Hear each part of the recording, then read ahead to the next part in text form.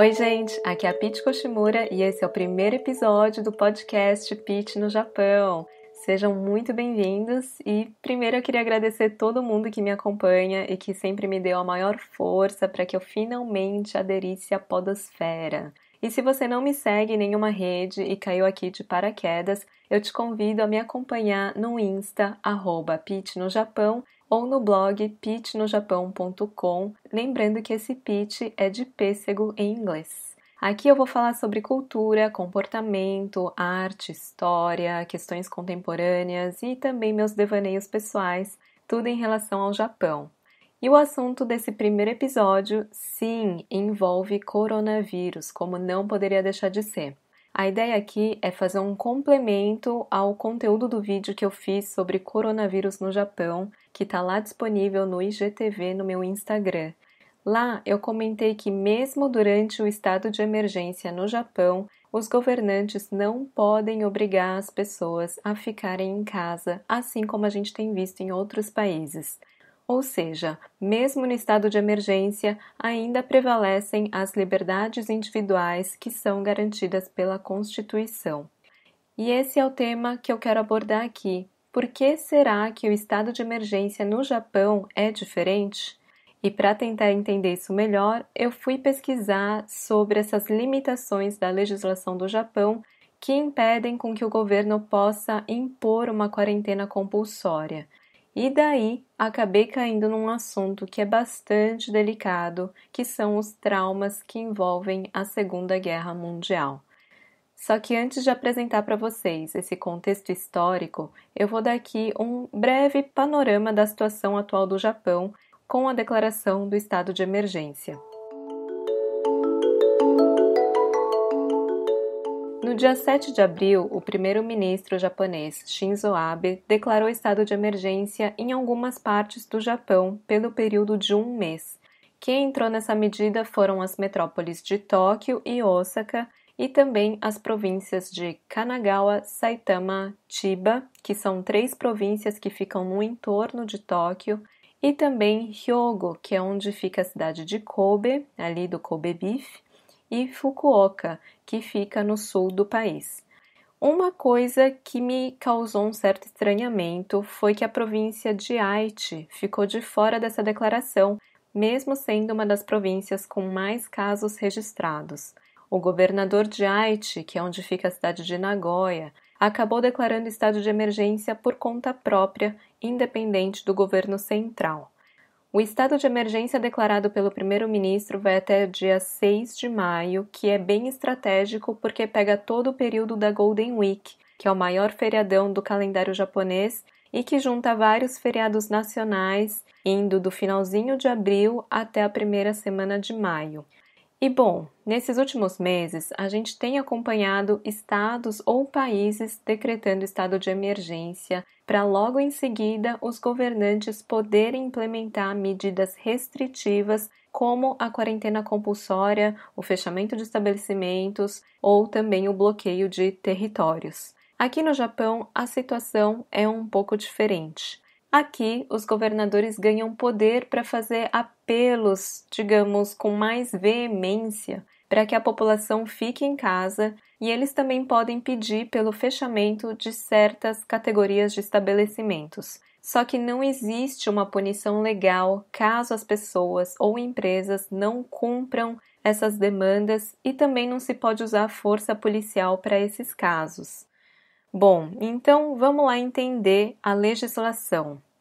Tem a lei que permitiu a declaração do estado de emergência por causa do coronavírus, que é uma versão revisada de uma lei de 2012, que tinha sido criada para controlar a propagação de novos tipos de gripe.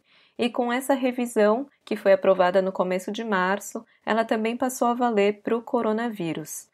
Além dessa lei, eu acho que também é importante falar da Lei de Controle de Doenças Infecciosas, que entrou em vigor em 98. Nenhuma dessas duas leis considera a implementação de um lockdown, e ainda por cima, a Lei de Controle de Doenças Infecciosas diz que a ação do governo para conter o espalhamento da doença deve ser a mínima necessária. Ou seja, o Estado não tem um grande poder, mesmo diante de uma doença infecciosa.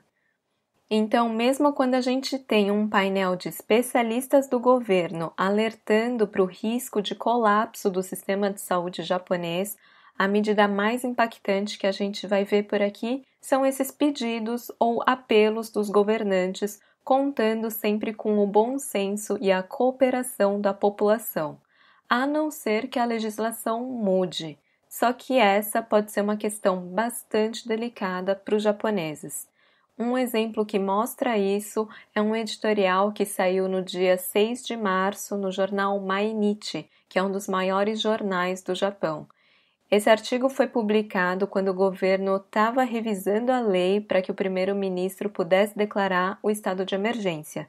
E esse texto faz um alerta, dizendo que seria necessário ter cautela para que o governo não obtivesse excesso de poder com essa lei especial do coronavírus. E essa preocupação com a mudança na legislação não é de agora.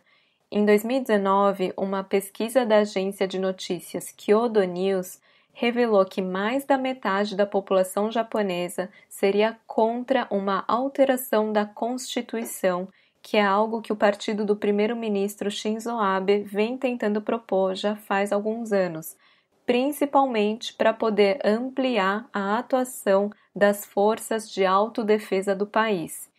E, ironicamente, essa mudança na legislação do Japão é apoiada pelos Estados Unidos, que foram os autores da atual Constituição japonesa, que está vigente desde o pós-guerra.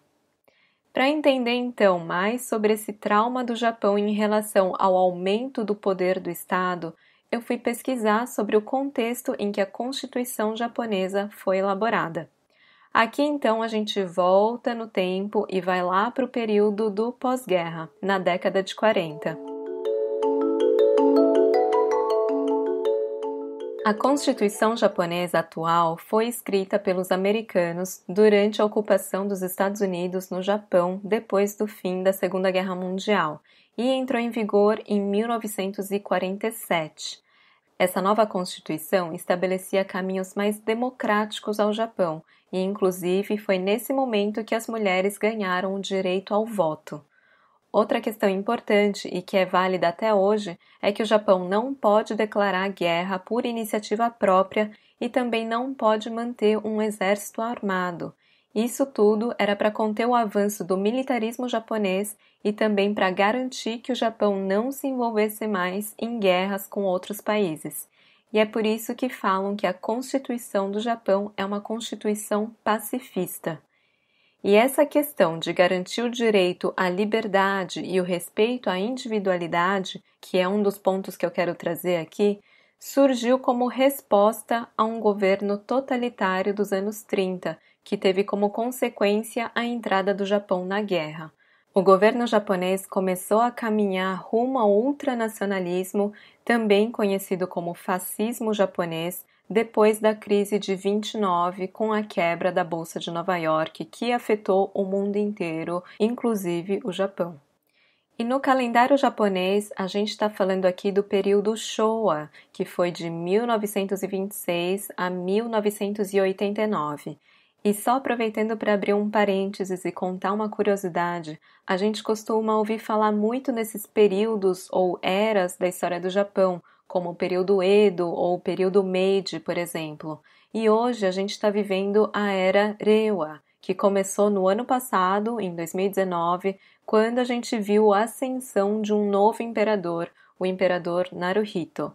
Então, sempre quando tem a mudança de imperador ou quando tem alguma grande mudança histórica, a gente vê também uma mudança de era ou de período na história do Japão. Bom, fechando esse parênteses e voltando então ao período Showa e à crise da Grande Depressão de 29, nesse período, depois da quebra da Bolsa de Nova York, o Japão passou por muita dificuldade, com muitas indústrias indo à falência, com o aumento do desemprego e da fome.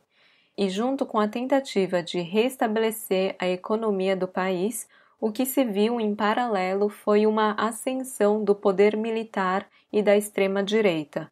a invasão da Manchúria, o assassinato de 2 primeiros ministros, a guerra sino-japonesa, o massacre de Nanquim e, finalmente, o ataque a Pearl Harbor.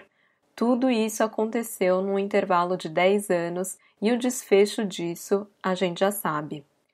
Antes do Japão entrar na Segunda Guerra Mundial, esse aumento do poder dos militares acabou levando a um aumento da repressão violenta dos movimentos de oposição. E essa repressão tinha embasamento na chamada Lei de Preservação da Paz, de 1925, que tornava ilegal qualquer manifestação contra o governo. Essa lei foi reescrita em 1941, deixando ainda mais severas as punições para qualquer movimento de dissidência. E para ter uma noção de como esses movimentos eram reprimidos na época, tem 2 livros que eu cheguei a recomendar no blog que abordam esse assunto. Um deles é o mangá Gen, G-E-N, Gen Pés Descalços, que foi escrito por Keiji Nakazawa e é inspirado na vida do próprio autor. O personagem central é um menino de 6 anos que sobrevive ao ataque da bomba atômica de Hiroshima. Na obra, o pai do menino se mostra contra a guerra e toda a família acaba sofrendo abusos ou ameaças por causa do posicionamento do pai. E outro livro é Um Artista do Mundo Flutuante, do autor Kazuo Ishiguro, que ganhou o Nobel de Literatura em 2017. Nesse livro, a gente mergulha nas divagações de um artista plástico aposentado que relembra os tempos do pré-guerra e conta um episódio bem violento de quando denunciou um ex-aluno seu ao que era conhecido como Comitê de Práticas Antipatrióticas. Para os curiosos, essas dicas estão lá no blog Pitch no Japão, no post de Dicas de 5 livros japoneses. Bom, eu tive que resgatar esse período da história, que é bem tenso e pesado, para tentar entender a nossa situação atual dessa limitação do estado de emergência diante do coronavírus. Tentar mudar as bases legais para poder instituir um confinamento da população significaria mexer em traumas de um passado de repressão e violência. Então, com base na legislação atual, o que os governantes podem fazer é isso: determinar o fechamento de certos tipos de estabelecimentos e pedir a colaboração da população sem aplicar medidas mais duras. E aqui o meu recado, depois disso tudo, é o seguinte: por mais que o governo não possa colocar a população numa quarentena forçada, eu acho que a gente não deve minimizar a importância desses pedidos para que a gente fique em casa, achando que está tudo bem ficar passeando por aí, já que os transportes estão funcionando e que ninguém vai ser multado e muito menos preso por causa disso. Eu acho importante a gente ter consciência de que os casos aqui não estão estabilizados e a gente tem que tentar, da melhor forma possível, fazer a nossa parte para conter a disseminação do vírus. Eu sou a Pitty Koshimura e esse foi o podcast número 1 do Pitty no Japão. Obrigada por me escutarem até aqui e eu espero que vocês me acompanhem nos próximos. Tchau, tchau e até mais!